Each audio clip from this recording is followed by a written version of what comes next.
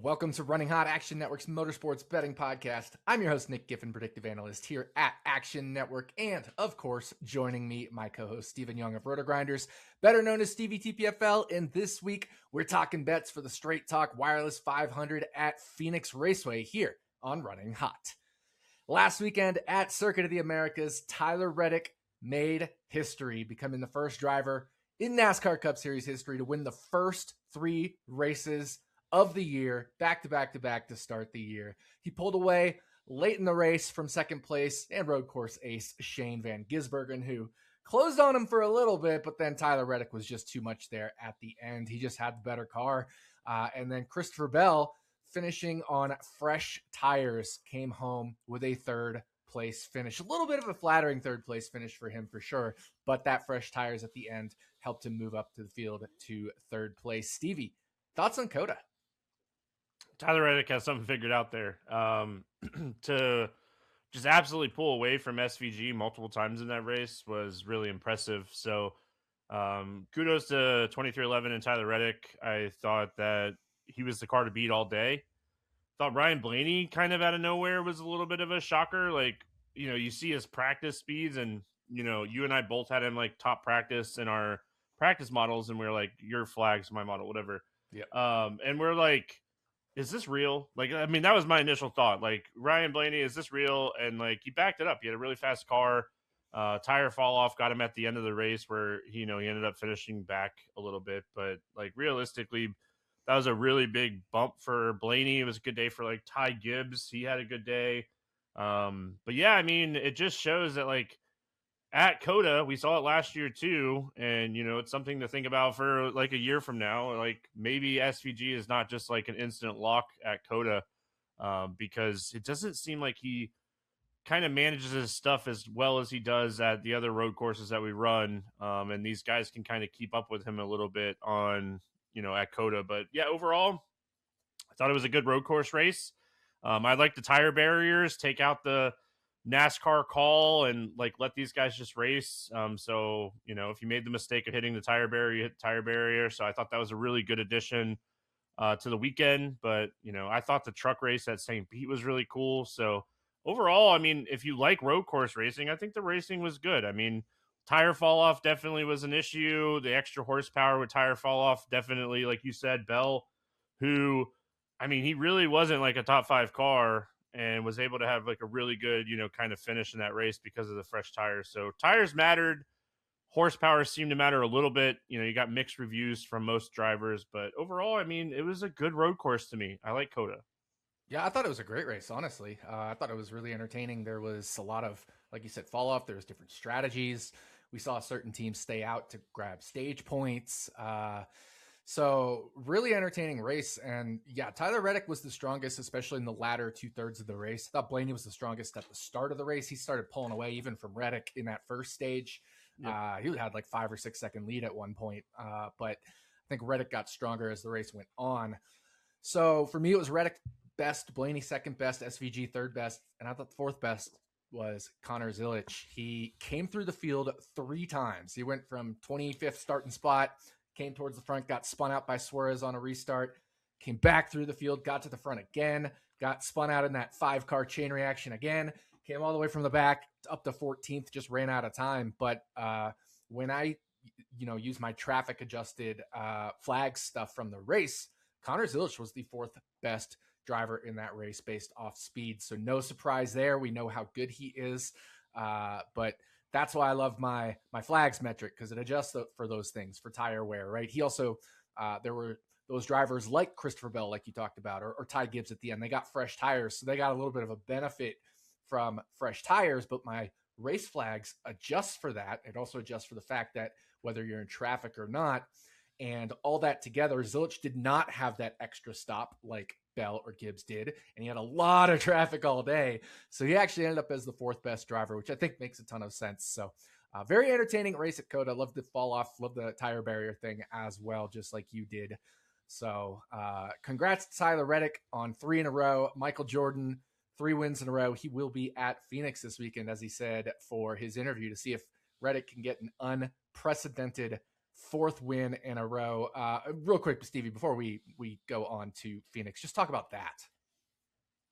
Hey, 3 wins in a row to start the season. I mean, 3 wins in a row with the next gen car is a feat in itself. 3 wins when you go Daytona, Atlanta, road course. I mean, that is just 3 very different types of racetracks. You know, we talk about Atlanta being a drafting track, but realistically, it's way different than Daytona. So kudos to Tyler Reddick. And I mean, Michael Jordan's so huge for the sport. Like, he is so incredibly huge for the sport. This guy is genuinely happy, celebrating. You watch Tyler Reddick win that race, and like Michael Jordan is with the pit crew, like coming over the wall, like genuinely happy, celebrating. And like, he loves the sport. But 3 wins in a row, incredible. Can Tyler Reddick pull it off? I mean, Phoenix has been very hit or miss for him. The good thing for Tyler Reddick, he usually runs much better at the first race than he does at the second race here. So I wouldn't be shocked if Tyler Reddick's competing for a win this weekend. Momentum is massive, and 3 wins to start the season is the best momentum you can have. So I think Tyler Reddick has a couple top 3 finishes here. So yeah, it would be incredible for sure. Yeah, Tyler Reddick, 113-0 this year, head to head against every other driver, right? So, pretty interesting stat when you put it that way. He has had to beat 113 other entrants in the 3 races. But we are heading to Phoenix this weekend. Let's talk about Phoenix. It is a 1-mile oval.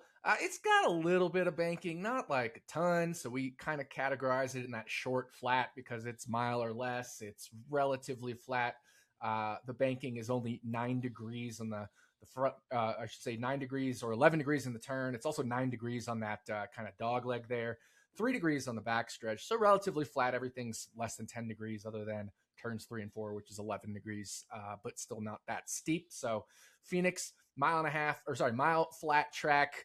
Was formerly the site of the championship race. Now, of course, there is no single championship race, and Homestead is now the final race of the season again. So it always gets a little confounding when you talking about Phoenix, because half the Phoenix races in recent history have been championship races, with the other half being spring races. So you always have to factor in the fact that there was championship 4 drivers in those those fall races when we're talking about Phoenix. But talk about racing at Phoenix.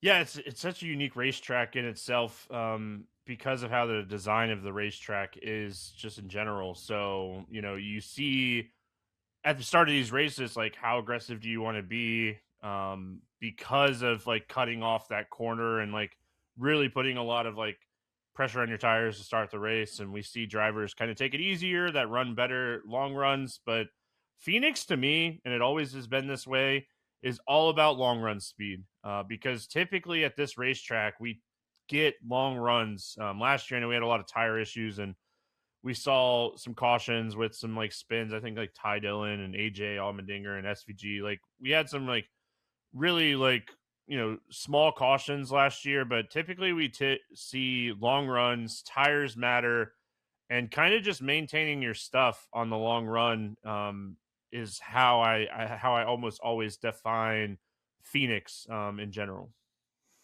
Yeah, and you're gonna have to manage things on the long run. There's a lot of grooves and lines you can take through the kink, the dog leg, whatever you want to call it there. So we'll see drivers cut the corner there, and then that'll give them different angles going into turns 1 and 2, which creates a lot of side-by-side racing. So you have to be able to race side-by-side. You have to be able to trial the different lines. So your car really does have to work everywhere, and the lines do change as, the stint or the race evolves. So really interesting racing at Phoenix. I think it's an entertaining race. Talk about how we're, not just pulling in Phoenix data, especially knowing the championship 4 issue. What other racetracks are we looking at? How are we comparing other tracks to Phoenix to kind of build our sample size? Yeah, I mean, I like Richmond. I think Richmond is a pretty decent comp. New Hampshire, I think, is another really good comp for this race. North Wilkesboro is, I mean, they honestly, this tire that we're running this weekend, that's the 3 races that we saw it last year outside of like Martinsville Spring. But I don't comp Martinsville to anywhere, if I'm being honest, just because of the unique racetrack that it is. But Iowa, New Hampshire, Worldwide, Gateway, And then Phoenix, I mean, those are the types of tracks that I think you're kind of looking at here, these shorter flat tracks. And I mean, if you throw a blanket over those racetracks, like you see like who's good at this racetrack type and who's not. I mean, there's a few outliers where like Austin Dillon's really good at Richmond and like not good anywhere else on short flats. It's really weird, but Iowa he was a little good. But yeah, realistically, like it's Blaney, Byron Bell, Hamlin, Larson, Logano. Those are the guys that are typically very good at this racetrack type. So I mean, those are the tracks that I'm throwing in the mix. But again, you and I talk about it every week. Like practice matters. We weren't on Ryan Blaney. I wasn't on Ryan Blaney at all heading into the weekend. And like, I was like, oh, wow. Okay. Like I had to trust it a little bit because he just was so good. And like, it was really like a difference maker for me in practice this week for Coda. Yeah, I mean, his practice numbers were huge, and he ended up actually in double-digit win odds for me after practice, over 10%. So, he went from a driver that had maybe a 1 or 2% chance to win the race in my midweek model to over 10% just based off practice. That's how important it is at Coda. It'll be important at Phoenix as well. One other thing that could be important at Phoenix that we talked about was important at Coda is this higher horsepower. Of course, Phoenix being shorter than 1.5 miles, it gets this higher horsepower, this little bit lower downforce package. I think it's certainly added to the tire wear at Coda. Do you think it's going to matter here at Phoenix as well? Yeah, I mean, I think so. I hope so. Like at the end of the day, I wouldn't necessarily say Phoenix is a high tire wear track, but we get long runs and like it has become a track where tires matter after 40 or 50 laps. So if we are adding a little bit more horsepower to these cars, you have to drive the cars a little bit more when you have the horsepower, braking, turning, all that. So all of that should equal more fall off. And I think if we think back to like Bowman Gray, the Clash, like, we saw a difference in tires before the rain kind of came. I mean, like William Byron and Hendrick was like really fast and like 50, 60 laps in, they're like, all right, well, the tires are really starting to fall off. So I'm hoping that it's going to matter. Like that's what all the drivers want. That's what we want. So, I do think the horsepower is going to make a difference this week. Do I think it's going to be the same drivers that are good here? Yeah, I do. But I do think like we could see a little bit more coming and going throughout the field this week, which is always really good for NASCAR. Yeah, for sure. Hopefully we get more tire fall off here with that higher horsepower, a little bit more sliding, a little bit just more spinning the tires because you're getting on and off the throttle, and that horsepower just does it a little extra when you're trying to accelerate, those kinds of things. So I think that'll be an interesting point to watch, and we'll be able to see that in practice because we're going to, unlike Coda where you only get 14 laps of practice because it's so long, we're going to see 20, 30 plus lap runs at Phoenix in practice, and that'll really give us an idea of fall off. So that kind of combines the last two things we were talking about, practice, horsepower. Any other things that matter? I did see one interesting thing about pit stops from Coda. Christopher Bell's crew, I think it was just like lightning fast. I think they had 3 of the top 4 pit stops. It might have been Bell's crew. I have to go back and look which crew it was, but I'll correct it if I'm wrong while you're talking about another bet later. But anything else in terms of like intangibles for Phoenix? Yeah, I mean, the weather looks great. It looks very comparable like Saturday, Sunday. I saw like 78 to 82. No rain in the forecast, like overcast. So like they're going to get very similar weather in practice than they're going to get in the race. So that's always really good, for us.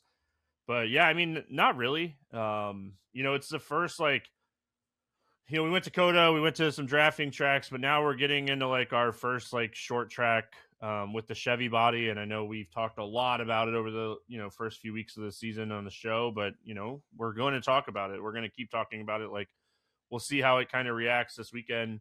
I really think the Chevy body is going to matter the most next week. I think next week is where we're really going to be. I'm going to be very betting heavy on Chevy next week going to Las Vegas because I think that's where the Chevy body is going to matter the most. Yeah, I definitely think the Chevy body would be something to keep an eye on just here, Vegas, because that'll really start to give us an idea of where things are heading. I thought the Chevys honestly were looking good in practice at Coda, but they had a little bit of long run issues. You saw with SVG, Larson and Byron faded a little bit on the really long run, especially in the second half of that race.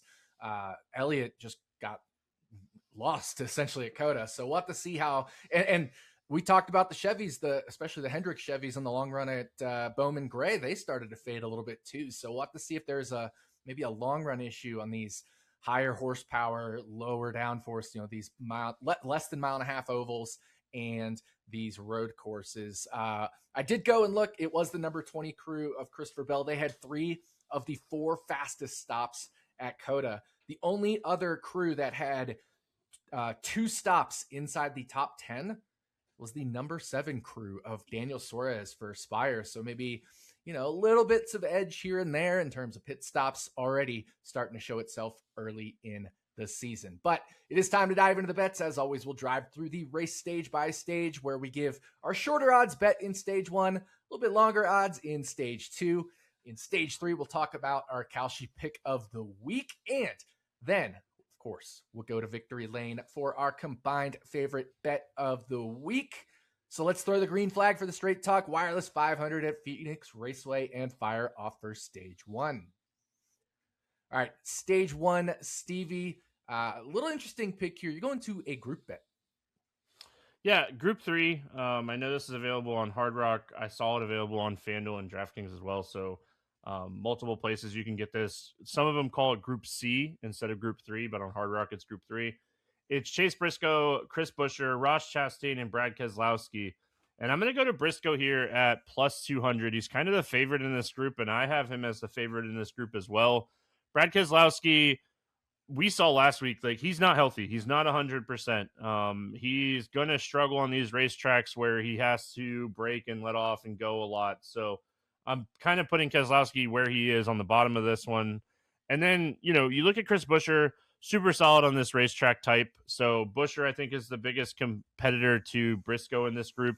Ross Chastain, outside of his win a couple years ago here, this has been a track that has been very hit or miss for him. We kind of expected him to be good after winning that fall race in 2023, but really just has not backed that speed up here. More of a consistent driver, finishing inside the top 15. But if we look at Chase Briscoe last year in this 19 car, he was one of the best cars here in both races. Drove through the field twice in that race, the championship race. He had a tire go down early, right when SVG spun, I think is what happened, and got saved on the caution, but was able to drive through the field in that one, and then had another tire go down late in the race.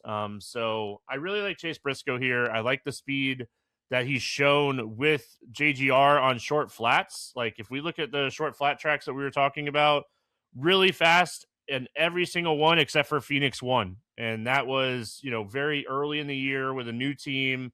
But if we look at Iowa, Gateway, Phoenix 2, Briscoe was right there in speed. So I have Briscoe as the favorite in this group, so I just went ahead and bet it. So Briscoe, Group 3, plus 200 is my stage 1 pick here. Yeah, this is interesting because I actually have Chastain favored in this group. Last year, of course, in the second race, Chase Briscoe was a championship contender, so he kind of gets almost an artificial boost there just because so much focus was on him and Denny Hamlin from that team. And I have him ahead of Ross in flags, but not by a ton. But in that first race, I actually had Ross as faster than Briscoe in flags. I know Briscoe had some issues, but Ross was right there in speed, actually ahead of Briscoe. The race before that, I had Ross ahead of Briscoe, which was the championship race in 2024. So I have them pretty neck and neck overall, but I lean Ross here. So I think one thing you could do, if you like Stevie's pick here of Briscoe, you can go Briscoe. If you like my pick here of Chastain, you can go Chastain. Just combine them both because I have both of them well ahead of Buescher and Keselowski, and fully agree with you on Keselowski. You could tell he's been struggling with his broken femur that he's still recovering from. And Chris Buescher, solid here for sure. Has definitely had some strong finishes here, but he just hasn't quite had the speed that Ross and Briscoe have shown consistently here at Phoenix. So I tend to prefer Ross in this group. Stevie prefers Briscoe, but I think if you really want to, you could go both of them and feel pretty good about that. What are your thoughts on that, Stevie?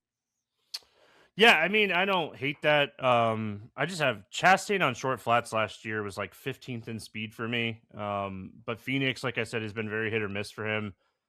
If you trust in the Chevys, I mean, if you do your units right when you bet this, like there's profit to be made if either one of them win. Like group bets are like one of those things where you're not going to get rich off of betting group bets. Yeah. But if you do your units right, you can always try to like make it a 50% type of bet when you are doing when they give you the right odds. So Yeah.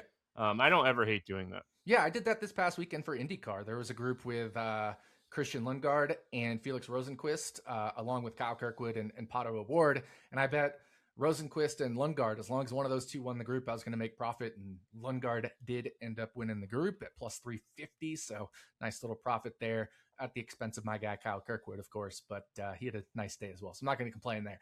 But Stevie's pick for stage one, a group bet between Chase Briscoe, Chris Buescher, Ross Chastain, and Brad Keselowski. He is going with Chase Briscoe at 2-1. For my stage one pick, I am going to go to the number 22 Shell Pennzoil driver, Joey Logano. I don't know if you saw the paint schemes we running this weekend. It looks really cool. It's a throwback to the Scott McLaughlin Bathurst paint scheme from several years ago in sports cars. So supercars over there, I should say. But Joey Logano, I'm going to take for a top 5 finish. You can get that at plus 250 at Bet365 was the last I looked. I'm just going to go real quick, check those odds and make sure they haven't moved. Yeah, still plus 250 at Bet365 for Joey Logano, top 5 finish. Logano, I have 6th in my model behind, you could almost call it the big 5, right? Of Blaney, Bell, Hamlin, Byron, and Larson. Next up, I have Joey Logano. So at plus 250, when I have him 6th in my model, is just really nice value. Joey Logano has always been good at Phoenix, incredibly fast. He finished, of course, 4th in the championship race. Last year, he wasn't in the championship, but you get the idea of what I am saying. Joey Logano is a driver that has always been good here, and finishing 4th in a race where he wasn't a championship contender is a nice boost there. And of course, he has won at Phoenix twice to win the championship, I should say, both in 2022 and 2024. He did win the championship at Phoenix.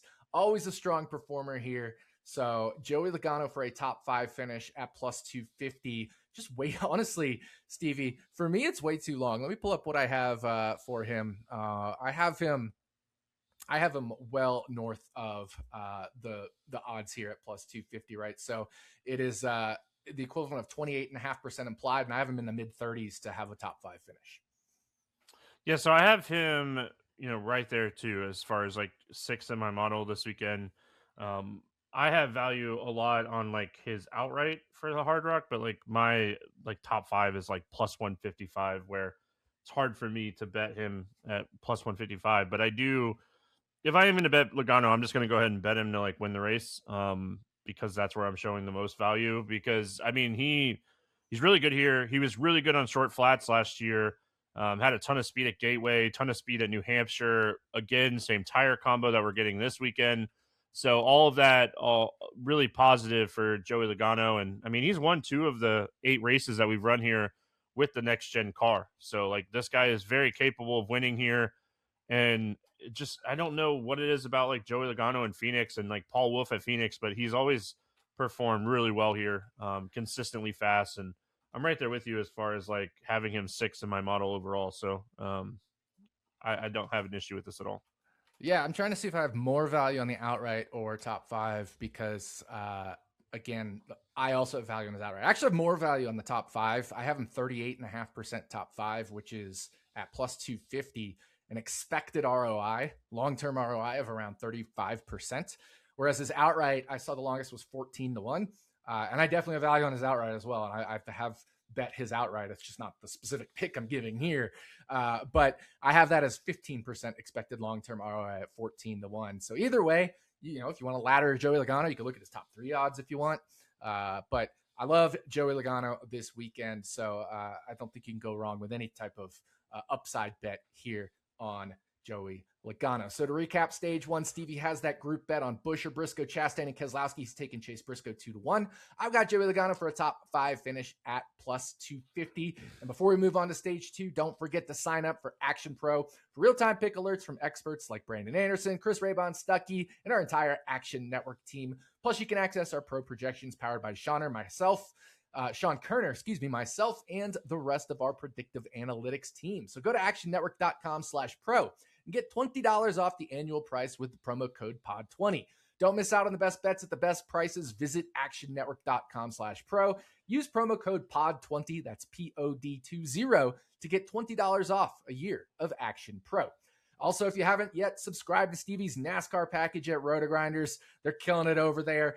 We have a special offer for Running Hot listeners. Use the promo code Running Hot, that's all one word, Running Hot, when signing up for $10 off a monthly subscription or $20 off the annual package where you get access to all of Stevie's content and my practice flags. So make sure to use promo code Running Hot over at Roto-Grinders when signing up for Stevie's NASCAR package.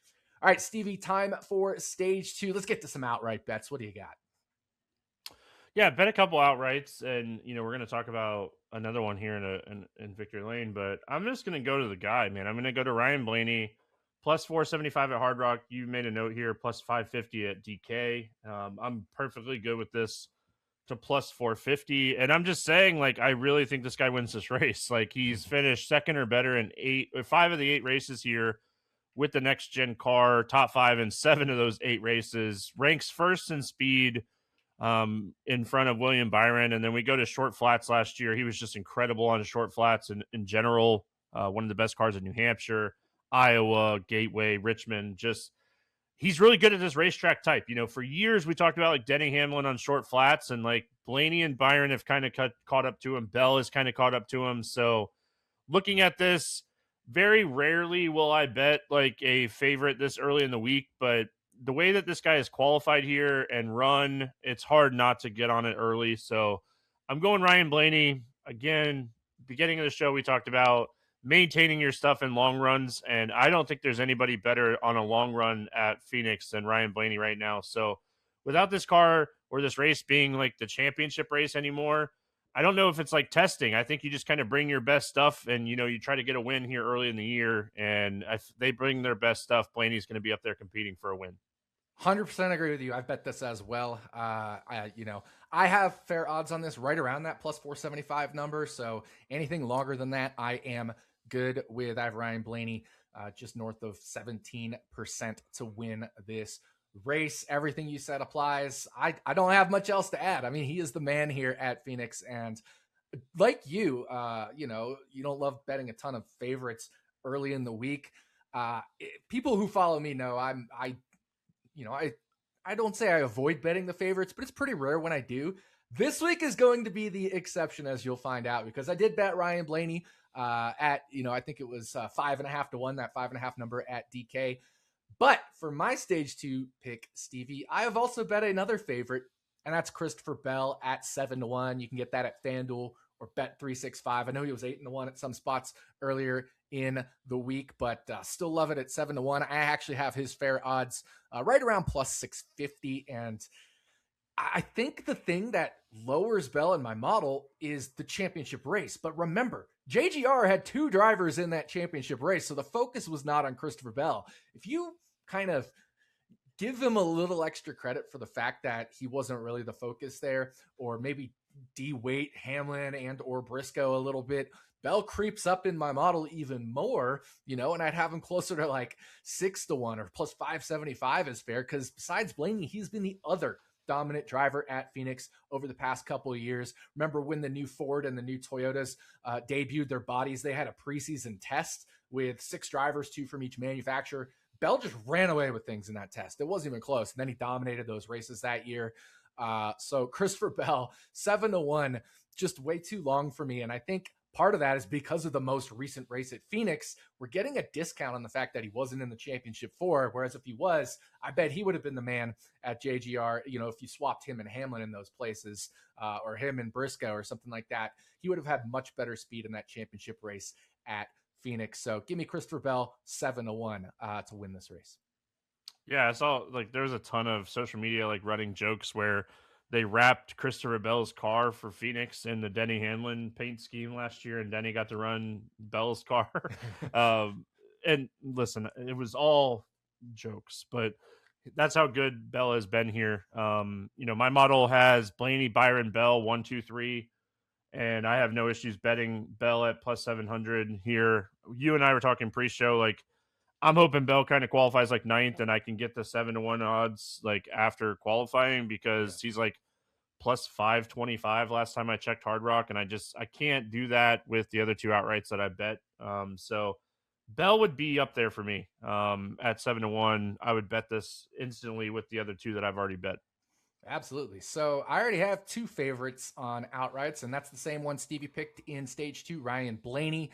He got plus 475. You can get plus 550 out there. And then my pick, Christopher Bell, 7-1 at a couple books out there as well. All right, we're going to go into stage three with our Kalshi pick of the week. And Stevie, this was originally one of your stage picks, but I said, hey, the best odds on this pick are at Kalshi. So if you don't have Kalshi, you really need to get it if, of course, it is available in your state. And this pick, Stevie, is Josh Berry for a top 10 finish. I think you got it at plus 135, plus 140. But I just pulled open Kalshi on my phone right now. And if I place $100 on Josh Berry to finish inside the top 10, that'll return $258. That's the equivalent of plus 158 odds. What do you think of that one? Yeah, I mean, I like that a lot. Obviously, if I'm betting it at 135, I like it at 158. Yeah, Josh Berry, just even last year, we look at the short flats. He finished top 10 in 4 of the 6 short flat races. Really good on this type of racetrack. This is how he kind of got, discovered in the NASCAR world. Finished top 10 in both Phoenix races last season, had a lot of speed. Top 10 in all short flat tracks in speed, except for Gateway, where he was 11th in my model as far as speed. So this to me is just like a no-brainer bet. Like I'll bet this every single time. I don't care who the name is attached to the bet. So I'm all for Josh Berry at plus money for a top 10 when the guy literally ranked 7th in speed last season on short flats. Absolutely. I'm right there with you. That's why it's our Kalshi pick of the week. I have fair odds on Josh Berry's top 10 finish right around plus 125. So that plus 135 number you got is good. I believe FanDuel is plus 140. But Kalshi out there with the best price in the market. 37 cents it'll say for yes on the top 10 finish. But that is the equivalent of plus 158 odds after you factor in the fees and everything like that. So definitely the best price in the market out there at Kalshi. Josh Berry, top 10 finish. All right, only one thing left to do, Stevie, since we completed stage three. We took the checkered flag. Let's drive in the victory lane, and you're going to favorite number 3 for an outright. So, yes, I have 3 outrights on 3 favorites this weekend, and I told you I also bet Joey Logano's outright. So he's not really a favorite, but he's 6th in my model. So I got a lot of outrights on some shorter odds drivers this week, but the one I left out is our victory lane pick. Who's that? We're going to William Byron. You can get this at plus 800 on Bet 365. And again, like, why? It just doesn't make a lot of sense to me. Like, this guy, we talked about the top 3 guys in our models, like Blaney, Byron, Bell. We look at the Phoenix races, and he's ranked top 5 in speed in all of them, except for the first race in 2024, where he ranked 6th in speed. So he's been incredibly fast here every single race. I think the Chevy body is a question mark, but not a big enough question mark for this guy to be 8-1. He's won here. He was a guy that probably had the best chance to win last season before this stuff happened at the end of the race. As far as championship, he was up there with Denny all day, ran Denny down a couple times in that race. So just kind of looking at the short flat data for Byron too. I mean, he ranked 2nd in speed on short flats last year as well. So just racetrack type, everything that this guy has going for him, it just does. The 8-1 number doesn't make sense to me. It just doesn't make, like, at the end of the day, it just doesn't make sense to me. And like when these numbers are like this, like I'll bet a favorite early in the week if I have fair value at like 6 and he's 8. So I'm all for betting all 3 of these guys. Like I said, if I could get Bell at 7-1 right now, I'd take it. and bet all three of my favorites and just say, hey, I hope, one of these guys kind of come through, because I think they're all smart plus EV bets in my opinion. So I'm all for betting all three of them. Totally agree. I loved William Byron this week. I wouldn't say I was surprised he was third in my model, because obviously he's run really well here, but I knew it was going to be Blaney and Bell 1 and 2, or so I thought. It ended up being Byron number 2 in my model. And I think a little bit is, he was in that championship 4 race last year. So Bell kind of got, not the shaft, but he didn't have the speed in that 20 car that he normally does. And Byron was in that championship 4, so he probably got a little extra boost. So I think you could mentally flip-flop them. Whereas my model has Byron slightly ahead of Bell. I would personally mentally flip-flop them because it's hard to account for that championship effect in the model. But you get the idea. Still have Byron, second in my model, but third mentally in my mental model. And 8-1, just way too long for a driver that's been incredibly consistent here at Phoenix. So William Byron, getting all these guys confused because I love them all. William Byron, 8-1 as our combined victory lane pick. And that is going to do it for us. Thanks again for listening to the Straight Talk Wireless 500 episode of Running Hot, Action Network's motorsports betting podcast. If you'd like to tail some of the bets we discussed today, look for the quick slip link in the podcast and video description, or go to actionnetwork.com/bet now. We'll be back next week to talk bets for the Pennzoil 400 at Las Vegas Motor Speedway. On behalf of my co-host, Stephen Young, thanks again for listening. We'll see you back here next week on Running Hot from Action Network.